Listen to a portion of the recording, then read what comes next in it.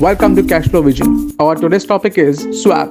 A swap is a contract between a buyer and a seller to exchange multiple cash flows at decided future dates. The value of these cash flows is determined by some metrics like an interest rate, with one party receiving a set amount on each particular date, and on the other hand it will vary according to, for example, changes in London Interbank Offered Rate, that is LIBOR. In other words, swap involves a contract between two or more parties on a derivative contract which involves exchange of cash flows based on predetermined notional principal amount. This usually includes interest rate swaps, which is the exchange of floating rate interest with fixed rate of interest, and the currency swap, which is the exchange of fixed currency rate of one country with floating currency rate of another country. In this video, we'll take an example of interest rate swap. An interest rate swap is a financial derivative that companies use to exchange interest rate payments with each other. These are useful when one company wants to receive a payment with a variable interest rate while another company wants to limit future risk by receiving a fixed rate payment instead. Each company has their own priorities and requirements, so these exchanges can work to the advantage of